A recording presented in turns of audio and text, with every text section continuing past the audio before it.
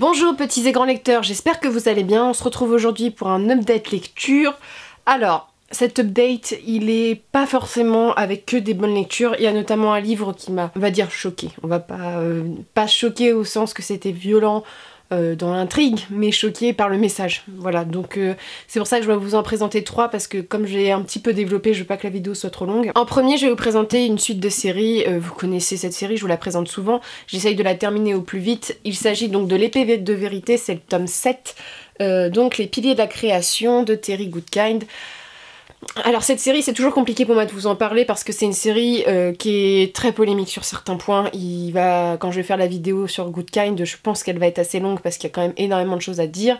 Ce qui est très intéressant avec Goodkind, et je le vois à travers vos commentaires et sur Reddit par exemple, c'est je pense l'auteur qui est pas peut-être le plus problématique, mais celui qui fait le plus de débats. C'est soit je pense on aime Goodkind, soit on ne l'aime pas, et je dois être une des seules qui est au milieu. C'est-à-dire qu'il y a des choses que j'aime chez Goodkind, il y a des choses que je déteste. Alors je vous avais laissé sur un tome 6, clairement on était sur une critique du communisme qui arrivait avec des grands sabots, c'était très très drôle, bref le tome 6 m'a quand même fait beaucoup rire.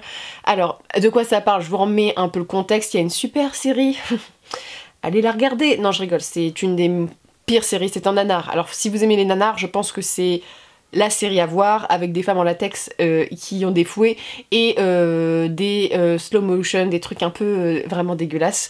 Mais bref, c'est l'histoire de Richard. Richard est un pauvre paysan, plutôt beau gosse. Un matin, un soir, une après-midi, il voit une jeune femme vêtue d'une robe blanche courir dans sa direction. En fait, elle est pourchassée et c'est donc Callan, et Callan est l'inquisitrice. Dès qu'elle touche quelqu'un, cette personne est sous son pouvoir, donc elle peut lui demander tout ce qu'il veut, mais en général, elle leur demande de se tuer. Ou voilà, pour les ennemis, c'est très pratique, donc elle est une représentante de la magie. Donc Richard, il tombe éperdument amoureux d'elle, bref. C'est l'amour fou et il décide donc d'aider Callan et notamment de reprendre le trône, voilà, parce qu'il y a une grande barrière magique. Bref, je vais pas tout vous dire, mais là on est sur le tome 7 donc je peux pas vous raconter toute l'histoire. Il faut savoir que cette série est extrêmement violente, c'est une série de dark fantasy qui traite de sujets problématiques aussi et qui ont été présents aussi dans ce livre.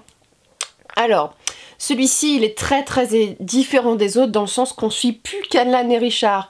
Et au début, ça m'a fait une bouffée d'air frais. Parce que je commence à... Callan, ça va encore, même si dans le dernier tome, elle a totalement pété un câble. Mais Richard, il me tape sur les nerfs parce que c'est... Je descends du ciel et j'apporte ma vérité, la seule vérité. Richard, il est casse-pur, vraiment, parce qu'il est parfait, ou du moins l'auteur le décrit comme le personnage qui a toujours raison, et sa ligne de pensée est toujours la bonne, sauf qu'en fait quand tu lis le livre, tu te dis des fois que non, mais c'est ta façon de voir ou pas. Ce qui fait que celui-ci est différent, c'est qu'on ne suit pas donc Richard et Callan, on suit une jeune femme qui s'appelle Jensen. Alors ce qui est drôle, c'est que dans mon livre qui est sorti ou qui va sortir, je sais pas quand cette vidéo va sortir, Jensen est le prince héritier de Victoria, mais là c'est une jeune femme, ça s'écrit pas pareil. En fait cette jeune femme, elle a été chassée avec sa mère du royaume de Drakkenral, donc c'est le grand méchant du tome 1, et on apprend rapidement que c'est un de ses rejetons, parce que le mec il faisait des enfants, c'était pire que Zeus à tout le monde, sauf qu'il est tué. Voilà.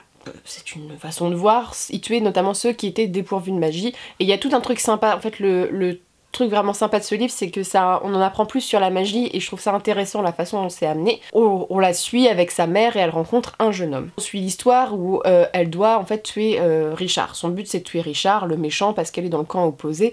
Je trouvais ça hyper intéressant d'avoir l'autre camp. Le problème c'est que l'auteur, il montre bien que l'autre camp, bah c'est les méchants. Voilà, donc c'est pas forcément hyper gris sur certains points. Le personnage féminin, je l'aime beaucoup, Jensen. C'est une jeune femme qui se retrouve un peu entre un étau. Elle est forte et en même temps elle est un peu fragile sur certains points. C'est une jeune fille qui est désespérée, qui tombe amoureuse du premier venu, et je trouvais que c'était bien fait dans ce sens. Le problème, c'est qu'il y a toujours les mêmes problématiques. Le consentement et...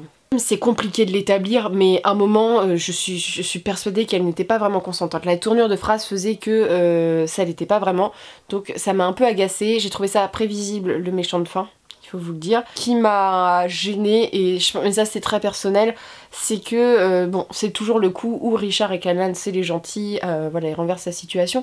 Mais là, le truc, c'est qu'il y a un autre méchant dans l'histoire, donc qui est lié aussi à Richard d'une certaine manière.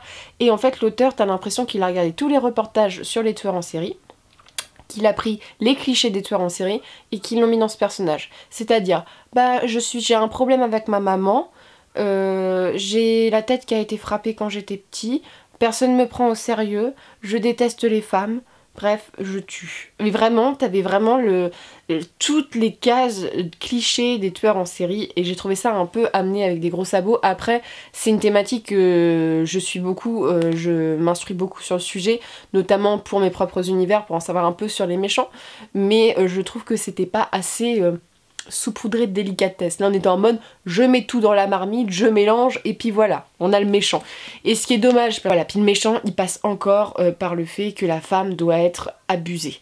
Mais vraiment il y a un problème avec ça dans le livre, toutes les femmes doivent y passer. Alors je sais que certains d'entre vous m'ont dit que Richard subit aussi.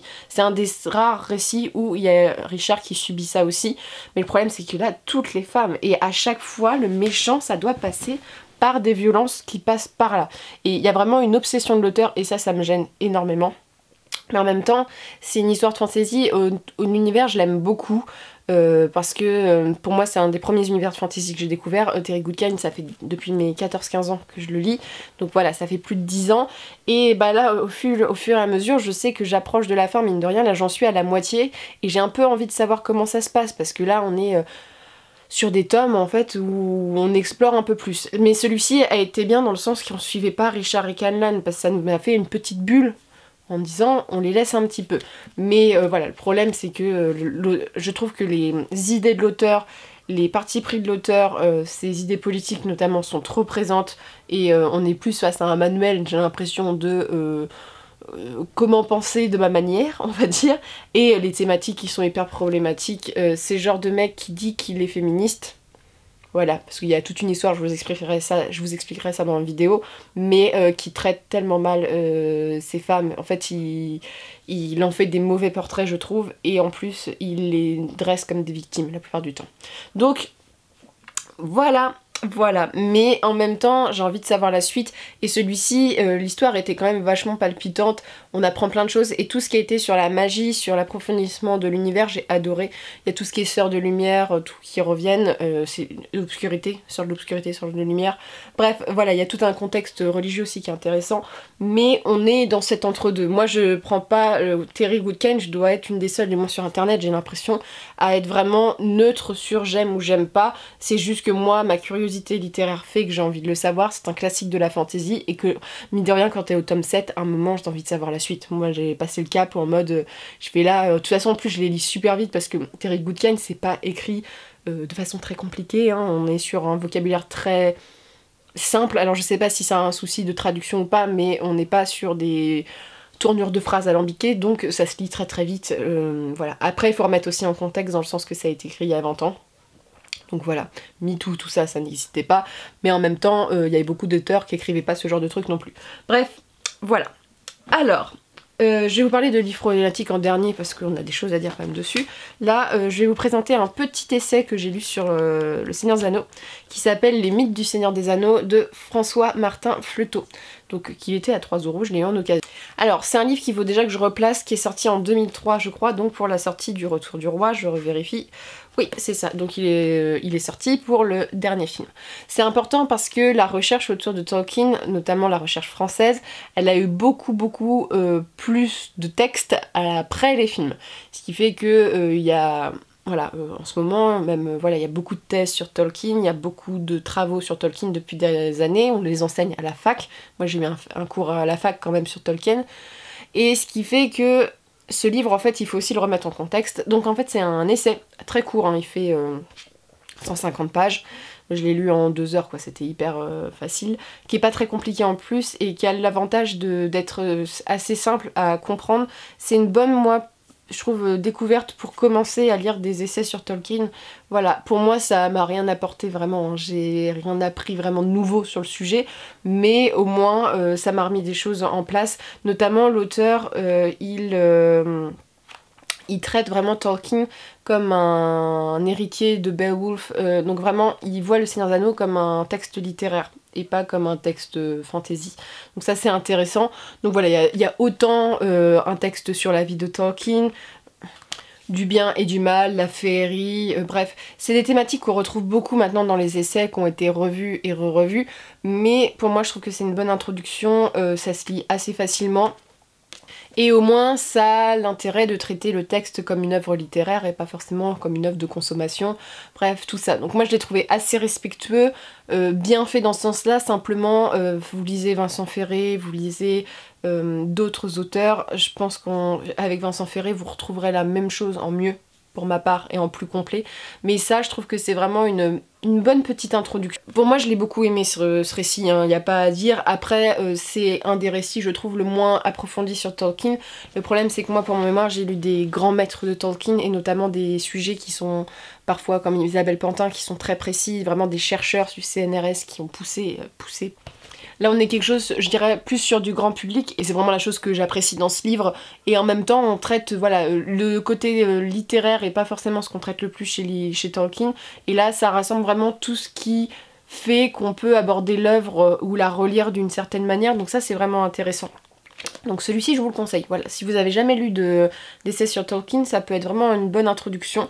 Et ça sera sûrement plus facile de lecture que certains auteurs. Je pense par exemple à Vincent Ferré, Isabelle Pantin, bref, ce genre d'auteurs qui, en plus, partent du principe parfois, ça va encore Vincent Ferré, mais Isabelle Pantin, que vous connaissez bien l'œuvre, là il y a quand même beaucoup de rappels, on vous refixe bien, donc ça c'est bien parce que tout le monde ne connaît pas par cœur Le Seigneur des Anneaux, donc voilà, ça il était plutôt bien. Et il était beaucoup mieux que celui que je vais vous présenter après, qui m'a posé énormément de problèmes. Alors celui-ci... Waouh! Alors je l'ai acheté sans savoir en fait chez qui il était édité. Et ça a été une grave erreur de ma part, je dois le dire, c'est de ma faute. Alors c'est Tolkien, Féerie et Christianisme de Stratford Caldecott, Didier Rance et Grégory Solari chez Ad-Solem. C'est une maison d'édition suisse, je crois, religieuse. Et le côté religieux a été extrêmement gênant. Alors je le dis tout de suite, c'est pas parce que c'est... Je lis plein de livres où il y a des points de vue de religieux. Je vous conseille Léo Karuter, qui est pour moi le spécialiste de Tolkien et la religion. C'est un professeur qui est d'origine anglophone, qui travaille je crois à la Sorbonne, qui a fait un super podcast sur France Culture, qui a écrit des livres. Bref, pour moi c'est lui le spécialiste, et il est beaucoup plus nuancé que ce livre-ci. Parce que ce livre-ci, c'est une lecture totalement chrétienne de Tolkien, mais au-delà d'être chrétienne, ce qui m'aurait pas gêné, d'être de la propagande chrétienne. Pour moi, et pour avoir donc fait un mémoire sur Tolkien, eu des cours à l'université par un chercheur sur Tolkien, c'est un livre qui est totalement dans la surinterprétation, qui avance pour moi, faits totalement faux. Bref, on a vraiment de l'exagération de ouf. Pour vous faire un petit bref résumé sur Tolkien et la religion, en général, on pourrait dire que Tolkien n'est, contrairement à Lewis qui est totalement une propagande pour la religion chrétienne, hein, on va pas se le cacher, Aslan le dit clairement, le paradis, bref, voilà, c'est sa façon de voir, ils se sont même disputés un peu avec Lewis à cause de ça. Lewis a reproché à Tolkien de ne pas assez mettre de chrétienté dans ses récits. Tolkien, il va mettre des valeurs morales chrétiennes dans ses récits, comme l'honneur, comme le fait de se tourner vers les autres, de protéger le faible, la femme et l'enfant, la veuve et l'orphelin, bref, le respect, bref, plein de valeurs chrétiennes qu'il va mettre en avant, mais ce n'est pas un récit où la religion chrétienne est exacerbée, dans le sens qu'il n'y a jamais le mot Dieu qui apparaît. Tolkien, on est sur un univers polythéiste où le monde a été créé par le chant, la musique. On a certes peut-être des liens avec par exemple Morgoth tombé qui a chuté comme Lucifer du ciel. Bref, on a des choses qui sont tirées, mais l'univers est tellement riche que tu n'as pas un copier-coller. Il y a certains éléments qui peuvent être rapprochés, mais pour moi c'est plus visible dans les valeurs que dans la construction du récit. On a prêté souvent à... la scène de Gandalf qui donc fait sa petite résurrection à une résurrection du Christ. Pour tout vous dire, quand j'ai suivi mon cours à la fac, le prof a totalement dit que cette lecture elle était hyper simpliste et pas véritablement bonne parce que on est plus vers des rites chamaniques dans les descriptions sur d'autres cultures que sur la culture chrétienne. Tolkien, il y a énormément de cultures qui sont mises en avant, notamment les cultures nordiques, donc du nord, de l'Edda poétique. On va dire qu'il y a presque plus, j'ai l'impression, de mythologie nordique chez Tolkien, dans ses inspirations, tout ça, médiévales que chrétiennes, d'une certaine manière. Bref, Léo Carruthers en parle beaucoup mieux que moi, mais on est plus sur des valeurs que sur un copier-coller. Là, le texte, il va te lire, mais la religion, partout. Comme quoi, Galadriel, c'est la Vierge Marie, mais vraiment partout. On a partout de chez partout, c'est de la surinterprétation. Ce qui est assez gênant quand t'es pas croyant, c'est que, en plus, le livre est vraiment très très religieux, donc pour moi, c'est un blocage. Après, si vous êtes croyant chrétien, je pense que ça peut mieux aller, mais pour moi ça n'a pas été du tout le cas. Et au-delà en fait de faire cette critique qui est typiquement dans la surinterprétation, en plus en prenant des bouts d'extraits qui je trouve sont complètement sortis de son contexte, bref, on peut faire tout dire au texte, et ce texte le montre bien, on peut tout interpréter comme on le veut. Hein. Tout le monde peut interpréter le Seigneur des Anneaux comme il le veut, voilà, il y a eu des allégories communistes, il y a eu des allégories écologiques, bref, on peut tout prêter au Seigneur des Anneaux. Le problème c'est que là le texte affirme que c'est la vérité et que le monde entier se trompe, sauf eux. Bref, voilà, il y a totalement un melon de la part des personnes qui ont écrit le texte. Et le pire, je trouve, dans le récit, c'est que le texte, en plus d'avoir, je trouve, de la part des auteurs un melon concernant la critique sur Tolkien, se permettent de critiquer les autres critiques. C'est-à-dire que le livre se permet de cracher sur l'œuvre de Vincent Ferré. Donc Vincent Ferré, je vous rappelle que c'est un des spécialistes, voire le spécialiste de Tolkien en France, qui a apporté tellement à l'édition de Tolkien en France, qui a tellement apporté à la recherche, et qui se permettent de le clasher pendant tout le livre en disant que tout ce qu'il énonce c'est faux, que son livre il est incomplet, qu'il ne traite pas de la religion. Mon Dieu, il n'a fait que 5 paragraphes sur la question religieuse chez Tolkien. Je sais pas moi, mais quand tu vois le Seigneur des Anneaux, il y a peut-être autre chose à parler que de la religion forcément. Donc bref, je suis vénère un petit peu parce que ça, franchement ça m'a choquée, parce que c'est la première fois je crois que dans un livre les auteurs se sont permis d'être aussi agressifs envers d'autres auteurs, et ce qui me choque le plus, c'est que ce sont des croyants, et moi je sais pas, j'ai pas suivi catéchisme, je m'intéresse pas à cette question, mais j'ai cru comprendre à l'école que l'amour du prochain, que l'on se tourne, le respect, les valeurs, en fait, le problème c'est qu'ils prônent des valeurs qu'ils ne respectent pas dans le livre, et ça m'a énervé. Bon bref, bon, je sais qu'il y en a ça va pas plaire en commentaire, les questions religieuses ça pose toujours problème, mais là franchement si vous lisez le livre il y a vraiment une attaque, et c'est vraiment extrêmement violent dans la façon dont c'est, je trouve, fait, d'autant plus de la part de personnes qui prônent ne tendre la joue si on te frappe, tu vois. Donc ça d'autant plus, et j'ai pris une citation, parce que au-delà de s'attaquer aux auteurs, le livre s'attaque aux lecteurs de Tolkien, et nous, lecteurs qui ne faisons pas de lecture chrétienne de l'œuvre, nous sommes bons à aller en enfer. Bref, c'est un peu ça. Voilà, qu'on n'a rien compris au livre, que nous sommes bêtes, que nous sommes... Donc, comment il nous a décrit un moment ? Donc pour vous citer ça, j'ai pris une photo, donc faut que je la retrouve, je reviens dans 5 secondes. Donc voilà, je prends le livre, il nous insultes, nous lecteurs qui ne faisons pas de lecture, vous faites peut-être une lecture chrétienne, d'infidèles, peuvent passer complètement à côté du projet, bon déjà ça, et après, alors là on est sur du grand art. Il cite un père donc, qui s'est exprimé au sujet du Seigneur des Anneaux. On peut lire un conte de fées et on lit sa propre histoire. Bref, voilà, ça reste là. Et l'auteur dit « Ne laissons donc pas les perles du Seigneur des Anneaux au pourceau. » Alors, attention. Des jeux de rôle, elles sont nôtres. Donc nous sommes des pourceaux, sachez-le. Voilà, quand j'ai lu ça, j'ai fait... Attends, c'est une blague. Non mais vraiment, c'est une blague. Moi, en tant que lecteur, je viens de me faire insulter. Tu vois, et j'étais en mode... J'ai jamais vu ça dans un livre. C'est une honte. Pour moi, c'est une honte. Alors, d'autant que tu t'attaques aux auteurs, tu fais une surinterprétation, et en plus tu t'attaques à des lecteurs, c'est pas comme ça que tu vas convertir les gens. Je sais pas, mais c'est pas comme ça. Bref, ce livre m'a extrêmement choquée dans la manière dont les phrases étaient mises, et là, quand j'ai lu cette phrase, j'ai fait, c'est bon, quoi. J'ai lu le livre et j'ai fait, non mais, ils se prennent pour qui, quoi, pour avoir ce genre de choses? Et je me dis, mais le respect est mort. Et donc nous, pourceaux des jeux de rôle, pourceaux de l'imaginaire et de la fantaisie, nous n'avons rien compris au Seigneur des Anneaux, et nous sommes en plus des infidèles. Donc bref, j'avais l'impression d'être au temps du Moyen-Âge là, et qu'on allait me brûler sur un bûcher. Hein. Vraiment, j'avais l'impression qu'on était là-dessus, hein, sur le délire. Donc voilà, ce livre, vous le comprenez bien, je ne le conseille pas, je ne le conseille pas. Je vais le garder dans ma bibliothèque pour preuve, parce que j'aime bien, avec les vidéos, vous faire des vidéos thématiques, mais aussi pour preuve en fait que quand vous achetez des essais, il faut bien avoir une pensée critique aussi vous-même. Ne croyez pas tout ce qui est écrit dans les livres. Les essais, ce sont de l'interprétation. Ça reste de l'interprétation. Et en plus, quand on a des interprétations qui sont, voilà, selon des mouvements, il faut toujours prendre du recul là-dessus parce que la surinterprétation, c'est quelque chose de très très commun. Bref, moi pour So, je vais donc vous souhaiter de très bonnes lectures et une très bonne journée. N'hésitez pas à me dire si vous avez déjà été insulté par un livre, qu'on rigole un peu, mais voilà. Donc voilà, à la prochaine.